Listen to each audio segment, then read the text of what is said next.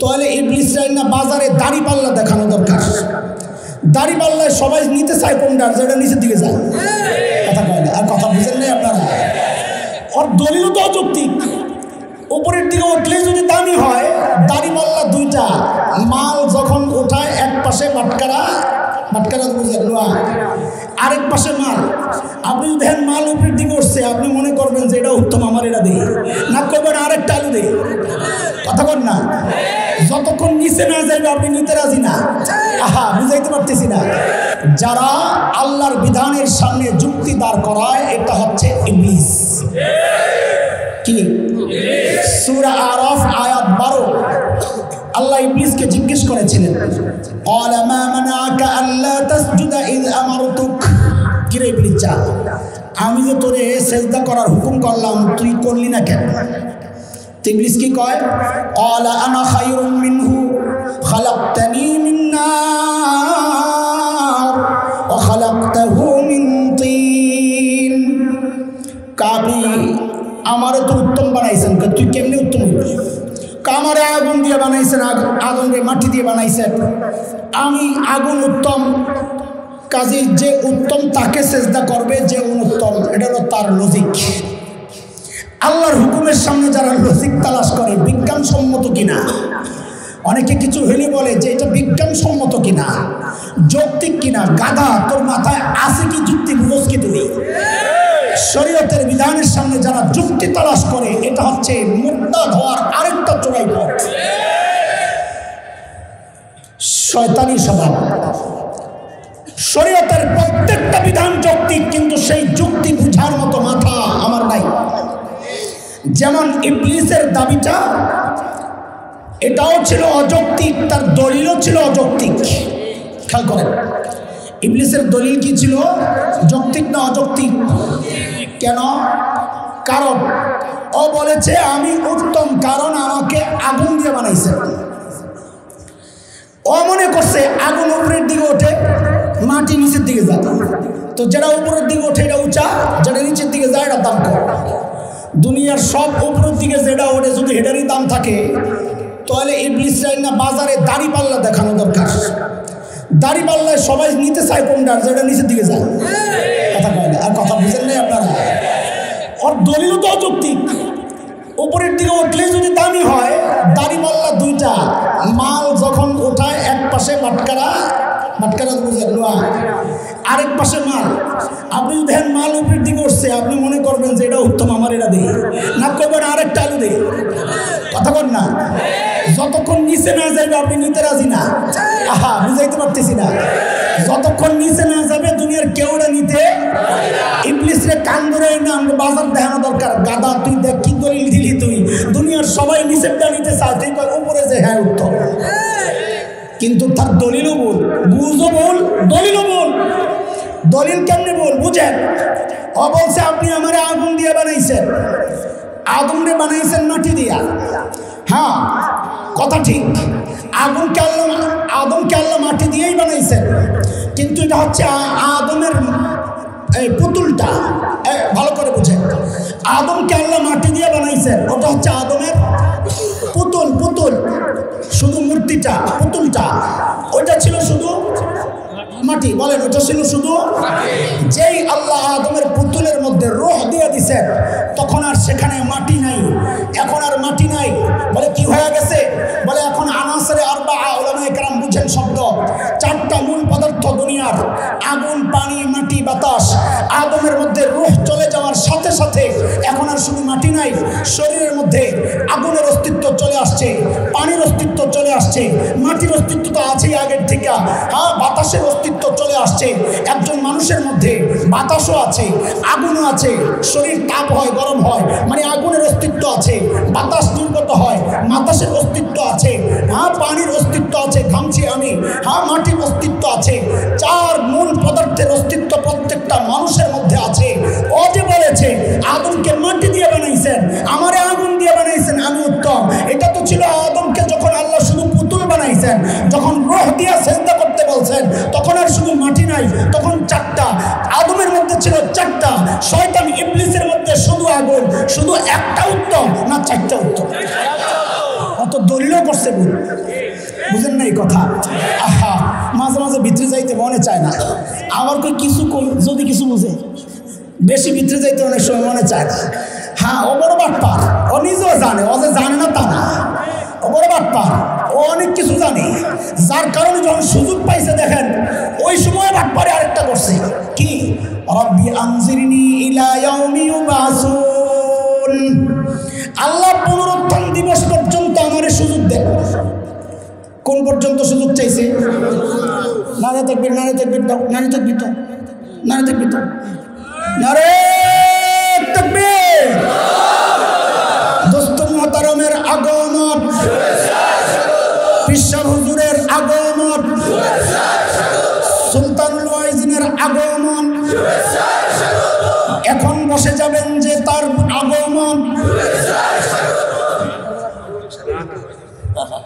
এখন বসে যাবে যে তার আগমন। বলছি না, মানুষ করছি না শুভেচ্ছা স্বাগত, মাশাআল্লাহ।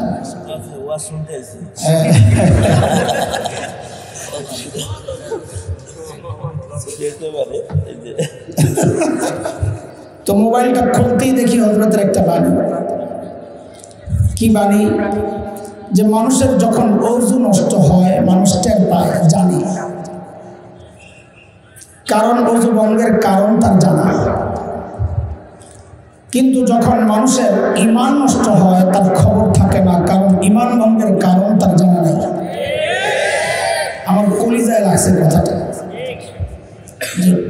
কত সহজ কথা অথচ কত ভারী কথা। ঈমানই নাই, খবর নেই। তো তখনই সামনে যারা ছিলেন তাদেরকে বলেছি যে আজকে এই বিষয়ে কথা বলবেন স্যার।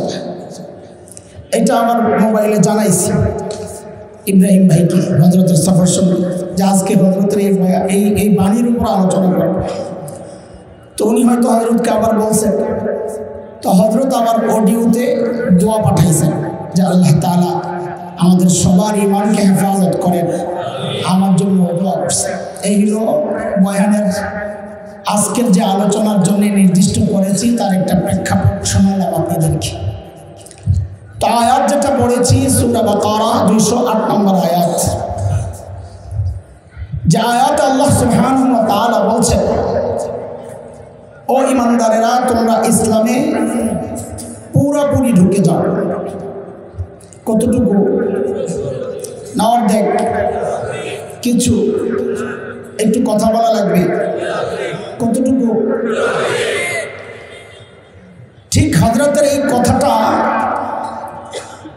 আমার মনে পড়ছে শেখ আবুল হাসান আলী নদভী রহমতুল্লাহ আলাইহির একটা বক্তব্য। শেখ আবুল হাসান আলী নদভী রহমতুল্লাহ আলাইহি বড় বুজুর্গ দার্শনিক আলেম ছিলেন। হযরত বলেছেন যে মানুষ আগেও মুরতাদ হইত সোনালী যুগে, এখনো মুরতাদ হয়। পার্থক্য কি? আগে যারা মুরতাদ হইত, যেই সমাজে মুরতাদ হইত, সবাই জানতো লোকটা মুরতাদ হয়ে গেছে, সে নিজেও জানতো মুরতাদ হয়ে গেছে। অথচ এখন পরিমাণে তার চেয়ে 1000 গুণ বেশি এই ফিতনা দিন ত্যাগ করতেছে, বেঈমান হয়ে যাচ্ছে। কিন্তু আফসোস, যে বেঈমান হয় তারও খবর নাই সে বেঈমান, আর যেই সমাজে বেঈমান হয় তারও খবর নাই সেই বেঈমান। বরং বেঈমানদের সম্পর্কেও বলা হয় যে তাহাজ্জুদ পড়ে। কি পড়ে? কথা বলে না, কথা বলে। আর কথা বলা লাগবে আজকে আমার সাথে। আমি অল্প সময় থাকবো ইনশাআল্লাহ, তবে সব থাকা লাগবে আমার সাথে। বিষয়টা স্পর্শকাতর না, আমি বলি অনেকের উপরে দেওয়া যাইতে পারে, কার উপরে দেওয়া গেল এটা তো আমার চিন্তার বিষয় না। কোরআন আমার সামনে, আমি কোরআন থেকে বলবো ইনশাআল্লাহ। সমাজের মানুষ জানে সে তাহাজ্জুদ পড়ে, কপালে দাগও পড়ছে, রোজা হজ যাকাত কিচ্ছু মিস নাই। অথচ শরীয়তের মানদণ্ডে তাকে দাঁড় করাইয়া দিলে নিশ্চিত করে বলা যায় লোকটার ঈমান নেই। এমন লোকের অভাব এই সমাজে নেই। অথচ সাহাবীদের যুগে সামান্য একটা ভয়ে অস্থির হয়ে যেত, না জানি আমার ইমান গেছে। বনু কুরাইজা ইহুদিদের প্রধান দুই গোত্রের একটা, বনু নাজির বনু কুরাইজা একটা। নবী আলাইহিস সালাম বারবার তারা ওয়াদা ভঙ্গের কারণে, গাদ্দারি আর বেঈমানের কারণে নবী আলাইহিস সালাম আহজাবের যুদ্ধ যেদিন শেষ হয়েছে সেদিনই রওনা দিয়েছেন। খন্দকের যুদ্ধ ঘেরাও করছে চারদিক থেকে, ৫ম হিজরির কথা। লম্বা সময় ঘেরাও, ২০ দিনের উপর। বনু কুরাইজা হতাশ হয়ে গেছে, আল্লাহ দিলের মধ্যে রোগ ঢেলে দিয়েছেন, ভয় আতঙ্ক। তাদের নেতা সবাইকে ডেকে প্রস্তাব দিলেন ৩টা, যে ৩টার যে কোনো একটা গ্রহণ করো। এক, সবাই মুসলমান হয়ে যাও, তাইলে আজকে বাঁচতে পারবো। ২, নিজেদের সন্তান পরিবারের সদস্যদেরকে হত্যা করে চূড়ান্ত লড়াইয়ে নেমে যাও। যদি জিতে যাই তো বিবিরও অভাব হবে না, সন্তানেরও অভাব হবে না, মুসলমানদের মেয়েদেরকে বাঁধিবে না। আরেকটা হচ্ছে মুসলমানদেরকে কিছু দিয়া চুক্তি করা যায় কিনা। অস্থিরতা চলছে বনু কুরাইজার মধ্যে, আতঙ্ক। এর মধ্যে বনু কুরাইজা মুসলমানদের সাথে যাদের মুসলমানদের মধ্যে যাদের সাথে একটু সুসম্পর্ক ছিল, এদের কারোর সাথে একটু পরামর্শ করতে চাচ্ছে যে আখের কি করা যায়, আত্মসমর্পণ করব না লড়াই করব না কি করব, না মুসলমান হয়ে যাবো। অপশন তো 3টা, আত্মসমর্পণ, লড়াই, মুসলমান হওয়া। এখন মুসলমানদের মধ্য থেকে একজনকে চাচ্ছে পরামর্শের জন্য। কাকে? হযরতে আবু লুবাবা ইবনুল মুনজির রাদিয়াল্লাহু আনহু। তার সাথে একটু সম্পর্ক ছিল যে একজনের। হযরতে আবু লুবাবা ইবনুল মুনজির গেলেন ভিতরে। তারা বলল যে আমরা আত্মসমর্পণ করতে চাই, আপনি কি বলেন? হযরতে আবু লুবাবা ইবনুল মুনজির রাদিয়াল্লাহু আনহু পরামর্শ দিলেন, ঠিক আছে করো।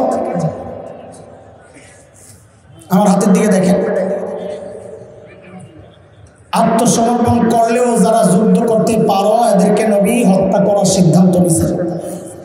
কিচ্ছু বলেন নাই, খালি কি দেখাইছেন? আল কাতাল, এতটুকুই দেখাইছে। খেয়াল করেন, এতটুকু দেখানোর কারণে মুসলমানদের কোনো ক্ষতি হয় নাই, হতো না। কেন?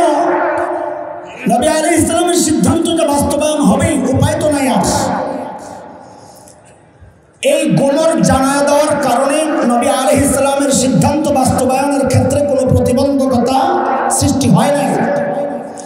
কিন্তু এতটুকু দেখানোর সাথে সাথেই হযরত আবু লুবাবা ইবনুল মুনজিরের কলিজার মধ্যে মোচক দেওয়া হচ্ছে, হায় কি করলাম এটা, হায় কি করলাম।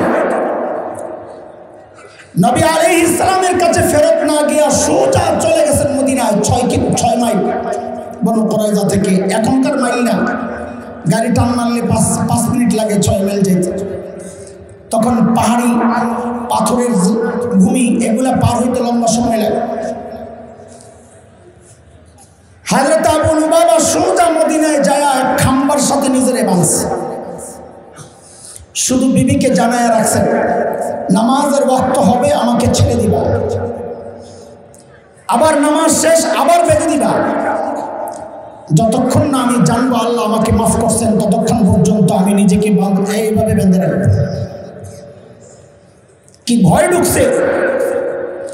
নবী আলাইহিস সালাম শুনলেন তার প্রিয় সাহাবীর এই অবস্থা।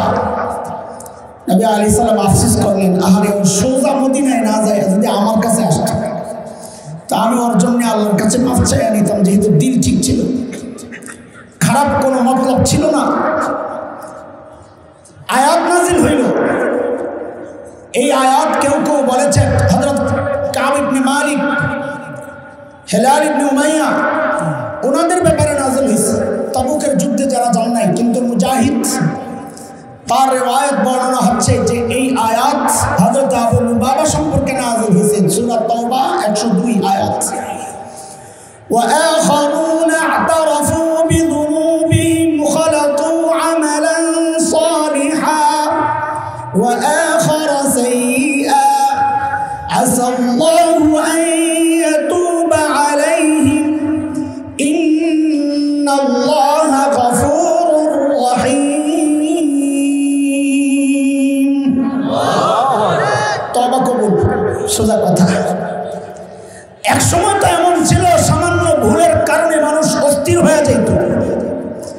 অথচ এখন প্রচন্ড স্রোত, ধর্ম থেকে মানুষ ছোট্ট ছোট্ট রাস্তা, আমি বলি চোরাই পথ, এই চোরাই পথগুলো দিয়ে হাজার হাজার লক্ষ লক্ষ মানুষ মুরতাদ হয়ে যাচ্ছে।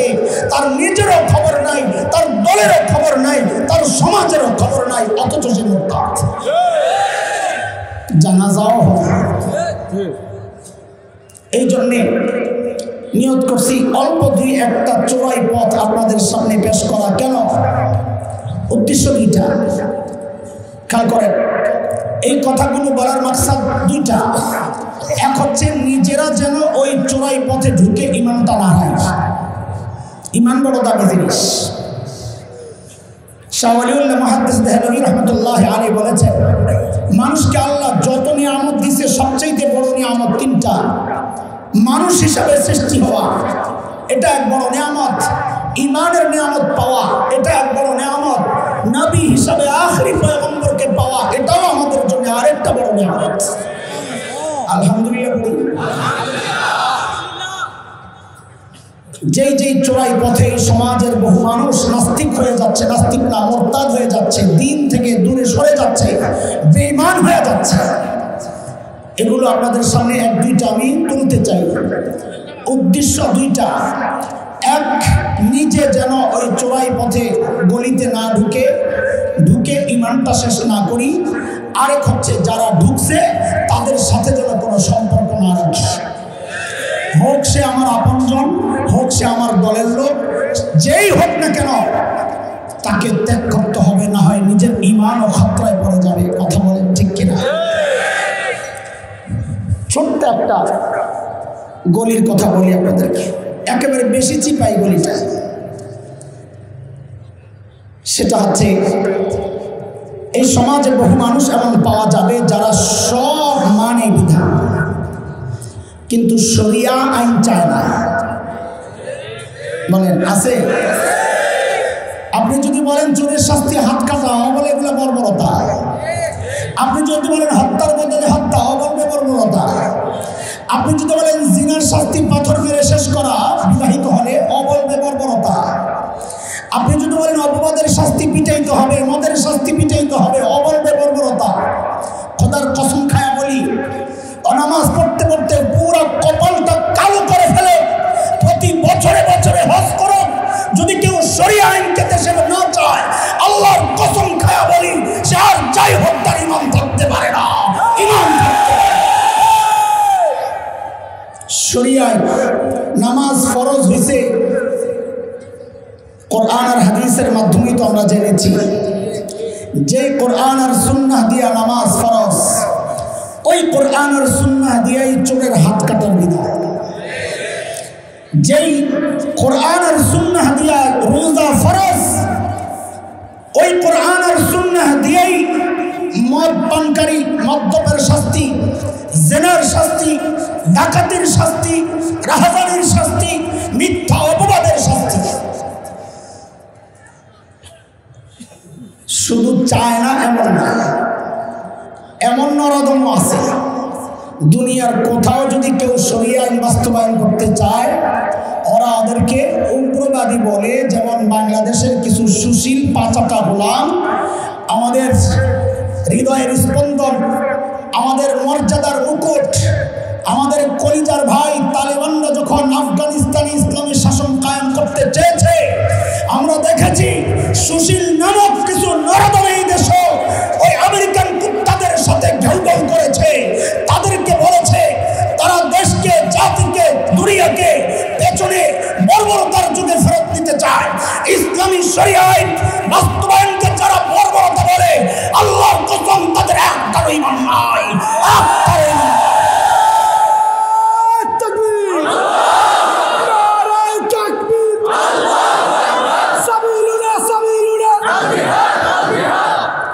হ্যাঁ, যদি কেউ মনে করে জেহাদও এখন চলবে না, তারও ঈমান নাই।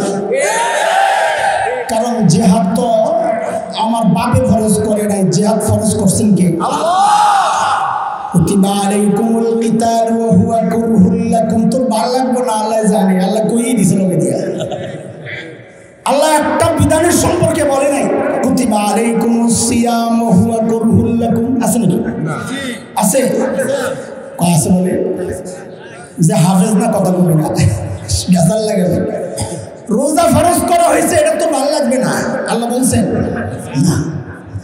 যাকাত ফরজ করা হয়েছে কিন্তু তোর ভালো লাগবে না, আল্লাহ বলেন না। নামাজ ফরজ কিন্তু তোর ভালো লাগবে না, আল্লাহ বলেন নাই। আল্লাহ বলছেন তোর কষ্ট লাগবে, ওয়াইন্নাহা লাকাবীরা, কিন্তু ভালো লাগবে না, পছন্দ না, এটা বলেন নাই। আল্লাহ জানেন ওগুলো মেনে নিবে। কিন্তু জেহাদের ব্যাপার আসলে অ্যাকচুয়ালি দেখবেন খালি মোড়ামুড়ি শুরু করে, আছে আছে খালি ঘুরাইতে থাকে ব্যাখ্যার ব্যাখ্যা। জেহাদ মানে চেষ্টা প্রচেষ্টা। রোজাও একটা জেহাদ, নামাজও একটা জেহাদ। দুনিয়ায় জেহাদের মতো এত বেশি মজলুম শব্দ আর একটা নয়। যত ব্যাখ্যা আছে সব জায়গায় জেহাদের মধ্যে। ঘুরাইয়া পেছাইয়া খালি আশেপাশে ঘুরবে, মূল জায়গায় হবে না। অথচ জেহাদ মানে যদি হয় চেষ্টা প্রচেষ্টা, এটা জেহাদের অনেকগুলো অর্থের অনেক দূরের অর্থ। এটা প্রথম অর্থ হচ্ছে আল্লাহর রাস্তায় আল্লাহর দ্বীন কায়েমের জন্য সশস্ত্র লড়াই করা, এটা হচ্ছে জেহাদের প্রথম অর্থ। প্রথমটা বাদ দিয়ে খালি দূরে দূরে ঘুরে ধান্দাবাজ ডরাইতেছেন শুনতে, ভাবে তো লাগে। আপনাদের ডর কি? যে বলতেছে ডর তো তার, কিন্তু তারও ডর নাই। আলহামদুলিল্লাহ, এই কথা কোরআনের কথা বলবো। আল্লাহ ওয়াদা দিয়েছেন আল্লাহু ইয়াসিমুকা মিনান নাস, আল্লাহই রক্ষা করবেন দাঈদেরকে। কিন্তু ওই চুপে চুপে মিনমিন করে শরীয়ত গোপন করে নাম দিব হিকমত, ওই হিকমত ওয়ালা আমি না। শরীয়তের হিকমত হচ্ছে, এটা হলো বাংলা হিকমত। হিকমত দুই প্রকার, এক হিকমত আরবি হিকমত, আরেক হিকমত বাংলা হিকমত। বাংলা হিকমত কোনটা? বাংলা হিকমত হচ্ছে পিঠ বাঁচানোর জন্য খালি ঘুরায়া পেঁচায়া ব্যাখ্যা দেওয়া। আর আরবি হিকমত হলো যেখানে যা করার দরকার করা, যেখানে যা বলার দরকার বলা। কথা বলেন ঠিক কিনা? দোস্ত, যে বলবে এই সময় জেহাদ দরকার নাই, জেহাদের অবস্থা নাই, শক্তি সামর্থ্য নাই, হ্যাঁ শক্তি সামর্থ্য নাই, আমি বলছি না এখন নাই মা করো, আমি বলছি না আমি পারছি না, এটা আমার ব্যর্থতা। কিন্তু অস্বীকার করবো কেন? যাদের প্রয়োজন তারা করবে। আজকে ফিলিস্তিনের প্রতিরোধ যুদ্ধকে নিয়ে কেউ কেউ প্রশ্ন করেছে, আবার নিজেকে স্কলার দাবি করে, ইসলামী স্কলার, টেলিভিশনে বসে বসে প্রোগ্রাম। অথচ ফিলিস্তিনের এই প্রতিরোধ যোদ্ধাদের প্রতিরোধকে তারা সন্ত্রাসী বলছে। উস্কানি কেন দিল? বেকুফের দল। এখানে উস্কানি কোথায়? যাদের ভূমি নিয়ে যাচ্ছে, সকাল বিকাল যাদের আপনজনকে হত্যা করছে, এগুলো এসি রুমে বসে বসে রিয়াল খুররা বুঝবে কি? যার মা চলে গেছে সে জানে, যার ভাই চলে গেছে সে জানে, যার বোন চলে গেছে সে জানে ব্যথা, যার স্বামী নাই সে জানে, নিথর দেহ নিয়ে সন্তানকে কোলে নিয়ে যে কবরস্থানে যায় সে জানে কলিজায় কত ব্যথা। তোদের মতো দালালরা কি বুঝবি? দালালরা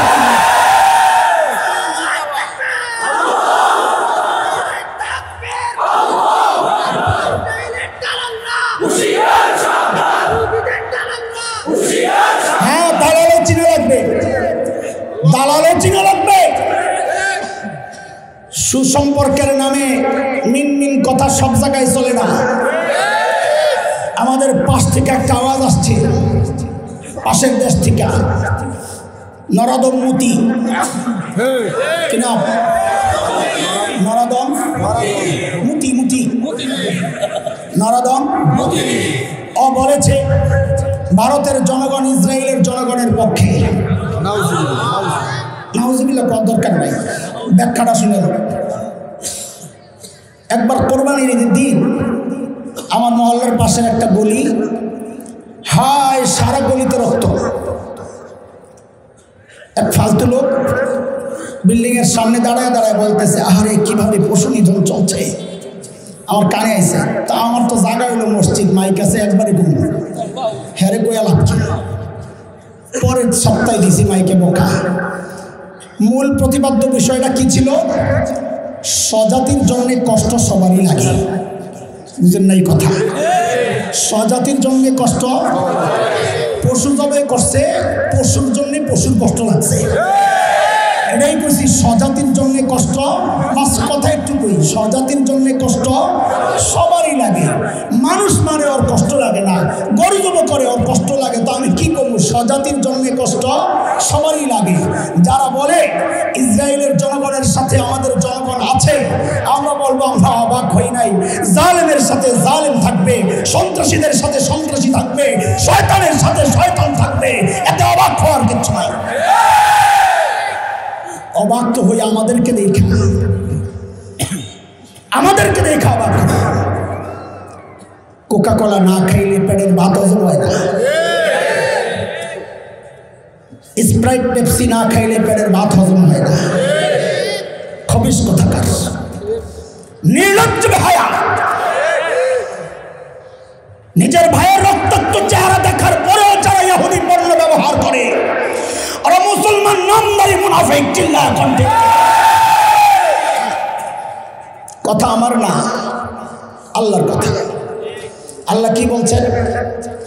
আফাতুমিনুনা বিবা'দিল কিতাবি ওয়া তাকফুরুনা বিবা'দ ফামা জাযাউ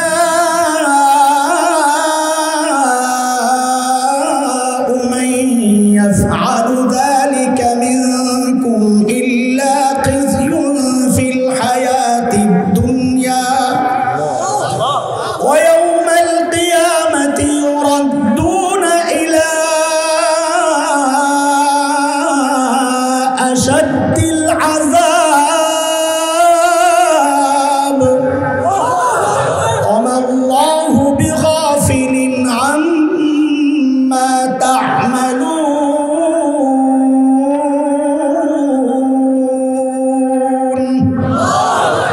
কিছু মানি কিছু মানি না, তা হবে না। এই আয়াতের টোটাল তর্জমা বলেন, এই আয়াতের তর্জমা বলেন। কিছু মানি কিছু মানি না, আল্লাহ বলেন তা হবে না। সূরা বাকারা আয়াত 85 বলেন, কিছু মানি কিছু মানি না, তা হবে না। বলে এই দেশে কিছু মানি না গ্রুপ কি আছে? আরে কয় কি নাই মানি? যারা জেহাদ দেখলে ডরায় ওরা কিছু মানে না। যাদের দাড়ি ভাল লাগে না ওরা কিছু মানে না। যাদের টুপি ভাল লাগে না তারা কিছু মানে না। যারা আল্লাহু আকবারের আওয়াজ শুনলে ভয় পায়, যারা মনে করে এগুলো দলীয় স্লোগান, ওরাও কিছু মানে না। আর যারা আজানের আওয়াজকে বলে বেশ্যার আওয়াজ, নাউযুবিল্লাহি মিন যালিক, ওরাও কিছু মানি না গ্রুপ। যারা নারীর অধিকারের নামে সমান অধিকারের আওয়াজ উঠায়, ওরাও কিছু মানি না গ্রুপ। যারা দুর্গা পূজার সময় শুভেচ্ছা পাঠায়, ওরাও কিছু মানি না গ্রুপ। আল্লাহর সাথে যারা শরীক করবে ওদেরকে শুভেচ্ছা জানাবে যারা। কসম করে বলি, মুফতি সাহেবদেরকে জিজ্ঞেস করেন, ঈমান থাকতে পারে না। কিছু মানি তা হবে না। বলেন কার কথা? সূরা বাকারা আয়াত 85 বলেন, আয়াত তাফসীর খুলে দেখেন। কিছু বলতে হলে জায়গা মতো যায়, আমার কেন এটা বুঝলাম। ঢাকায় 2 পোলা লাগছে মারামারি, একটা মার খাইছে, খায়া বাইতে যায় সিটি পাঠাইছে। কোন জায়গায়? বাইতে। আমরা ঢাকায়রা বলি বাইতে, অশুদ্ধ শব্দ না, এটা আরবি শব্দ বাইতু। বাইতে যায় চিঠি পাঠাইছে। চিঠির মধ্যে কি লাগছে? আবে আমগো মহল্লায় তোরে পায়ে খাইলাম। ডাক পিয়ন লয়ে গেছে চিঠি, যার কাছে পাঠাইছে ও চিঠি খুইলা যেই দেখছে ওটার মধ্যে লেখা হবে আমগো মহল্লায় তোরে পায়ে খাইলাম, লগে ছিঁড়াই ডাক পিয়নকে মাসে 2 চটকানা। আচ্ছা কন্ত দেখি ডাক পিয়নের দোষটা কি? কথা কর তাড়াতাড়ি। ডাক পিয়নের দোষটা কি? কিচ্ছু না। তো যে ডাক পিয়ন নারে, যে সিডি পাঠাইছে হেরে যায় ধরার হেডমজার নাই, যে ডাক পিয়ন নারে সুস্থ না পাগল? এই সমাজে পাগলের অভাব নাই। কোরআনের কথা বললে যার মেজাজ খারাপ হয়, হুজুর মারতে আসে, আমরা মৌলবীরা আল্লাহ রসুলের ডাক পিয়ন। কথা বলে আমরা মৌলবীরা আল্লাহ রসুলের মৌলবীর নিজেকে কথা। এটা কি বলছে? সূরা বাকারা আয়াত 85, এটা হাসান জামিল পাঠাইছে। কার কথা? ডাক পিয়ন। আল্লাহর চিঠি কইরা যারা ডাক পিয়ন পিটাইতে আসে, ধরতে আসে, মারতে আসে, ঢুকাইতে আসে, বুঝতে হবে অসুস্থ না, নাম্বার 1 পাগল। কথা বলছে হিম্মত আর সাহস থাকে চিঠি যা আল্লাহ পাঠাইছেন ওই আল্লাহর যায় ধরো, ওইটা তো করবে না, কারণ জানে ল্যাংরা মশার যেই পাওয়ার। সুবহানাল্লাহ, আল্লাহু আকবার বলেন না, আল্লাহু আকবার। সেই জন্য অনেকে চিন্তা করে কিরে হাদিসে বলে ইশারা আছে ফিলিস্তিনে মুসলমানরা জয়ী হবে একদিন, ইসরায়েল তছনছ হয়ে যাবে, ইসরায়েলের গোরস্থান হবে ইসরায়েল ইনশাআল্লাহ। ইহুদিদের কি হবে? ফাঁকে যে বললেন এটা বললেন না যে খালি চাপাবাজি করে, কোরআনের কথা। সূরা বনি ইসরাইল আয়াত 104 আল্লাহ বলতেছেন ফাইযা জাআ ওয়া'দুল আখিরাহ জি'না বিকুম লাফিফা। লাফিফ আদ-দাখিল মিন কওম ইলা কওমিন আখার, এক কওম থেকে আইসা আরেক কওমে ঢুকা, এটাকে বলে লাফিফ। আল্লাহ বলেন যখন কিয়ামতের আগ মুহূর্তটা আসবে আমি সারা দুনিয়া থেকে ইহুদিদেরকে ধইরা ধইরা ফাইদা জাআ ওয়া'দুল আখিরাহ জি'না বিকুম, ইহুদি তুম করে ধইরা ধইরা আইনা এক জায়গায় জমা করব। কেন কেন? সারা দুনিয়ায় ঘুরে ঘুরে মারা তো বড় মুসিবতের কাজ, এক জায়গায় আনবো যেন একসাথে সবগুলোর মাইরা ইসরায়েলকে ইহুদিদের কুরস্তান আর কবরস্থান বানানো যায় ইনশাআল্লাহ। সেই সুসময়ের অপেক্ষায় ম্যাপ দেখে ভয় পাইস না তুই, আড়ালে কিন্তু সূর্য হাসে। কথা কম ঠিক কিনা? যাদের মালিক আছে তাদের কোনো ভয় নাই ইনশাআল্লাহ। আমার নবীকে আল্লাহ সান্ত্বনা দিয়েছেন এই কথাটা বলেই, ফাইন তাওয়াল্লাউ ফাকুল হাসবিয়াল্লাহ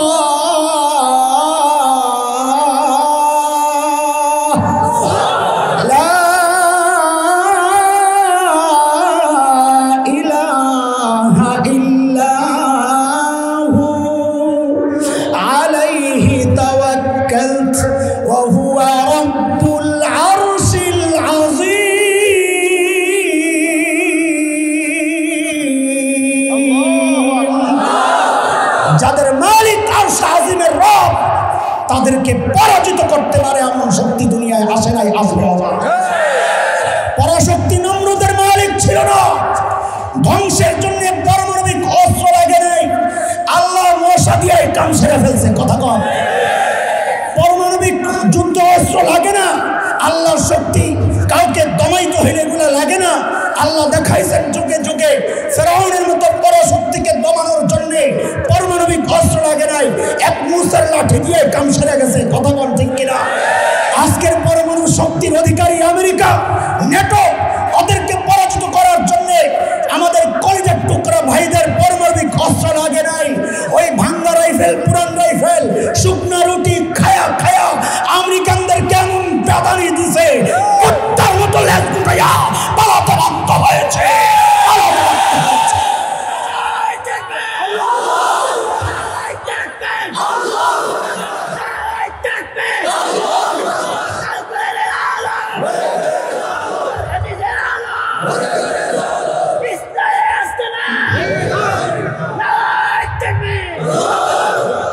নাস্তিকতার এক চোরাই পথের নাম কিছু মানি কিছু মানি না। বুঝে আসছে কথা? কথা বুঝে আসছে আমার? চলেন আরেকটা চোরাই পথ দেখে বলেন এই পথে নাস্তিক মুরতাদ, নাস্তিক না, নাস্তিক তো যা আল্লাহ মানে না, মুরতাদ ইসলাম থেকে বের হয়ে যাচ্ছে।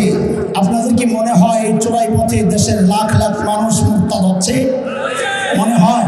বিশ্বাস হয়?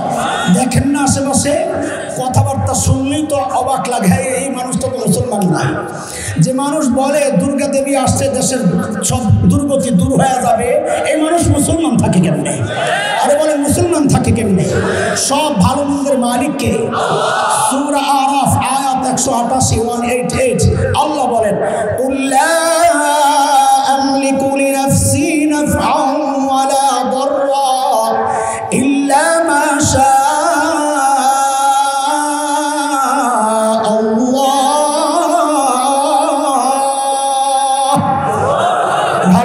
মালিককে। আরে চিল্লায় বলেন মালিককে। যারা বলে অন্য কেউ পারে কিছু করতে তার ইমান থাকবে। যদি কোনো বাবা বলে, বাবাই বললেও না, যদি বাবার অনেক রশি থাকে তাও না, মাশাআল্লাহ। মুরতাদ হওয়ার আরেকটা সূক্ষ্ম চোরাই পথের নাম হচ্ছে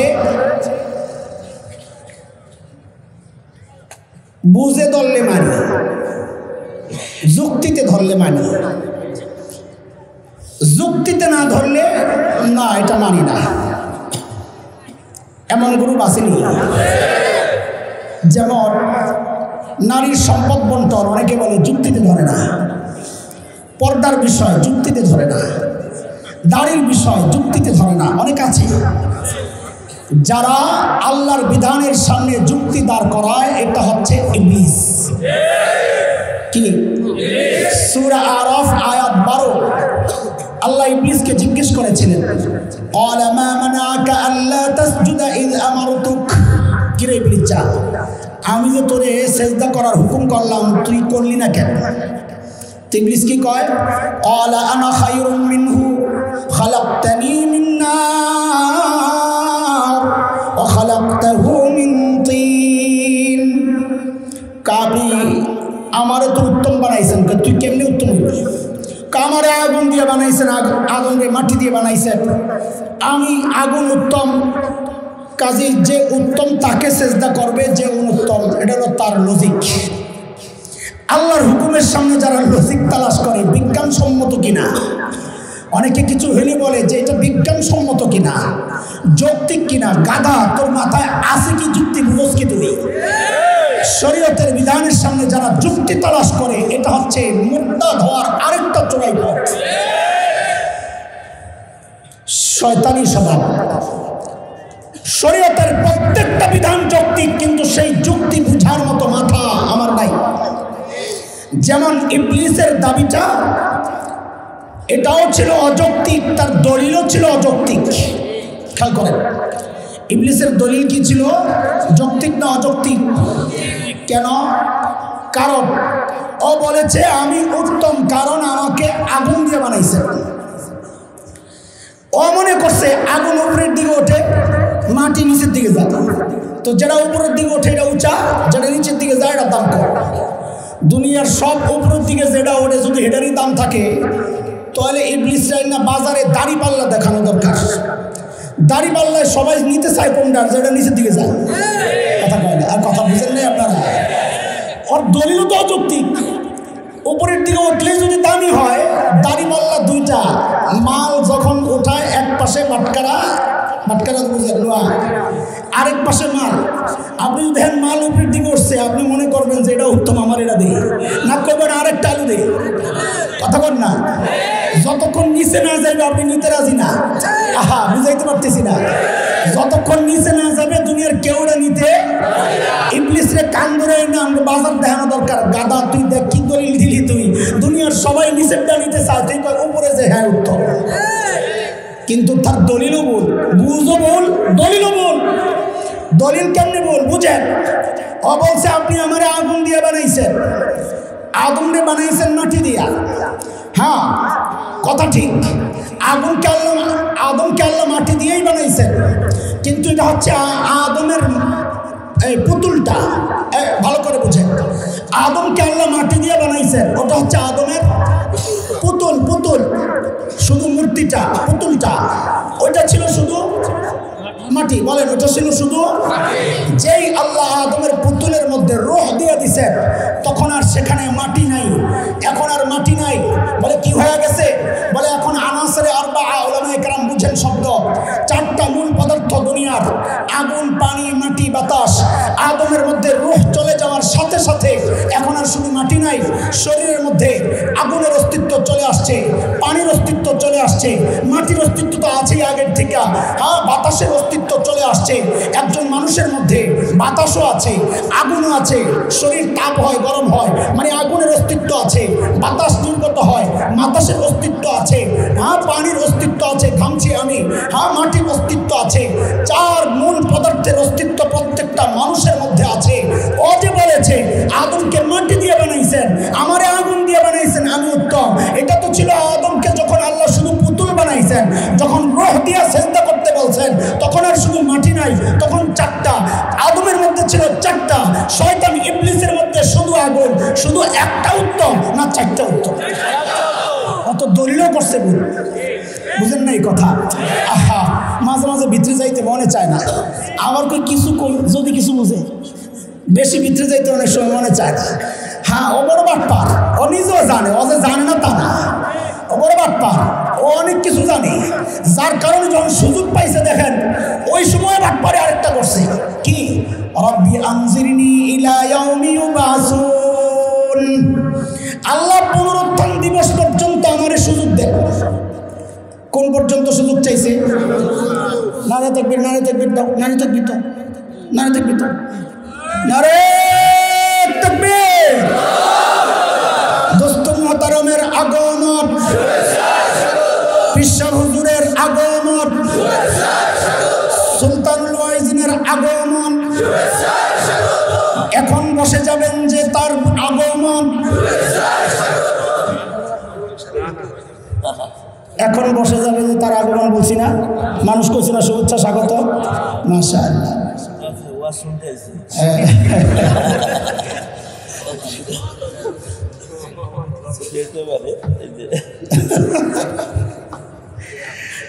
শুনেন, আমি চলে যাব, আবার একটু তারা আছে, আমার সময় তো আরো আগে বসার কথা ছিল। শুনেন, খেয়াল করেন, যারা বলে যুক্তিতে ধরলে মানি, যুক্তিতে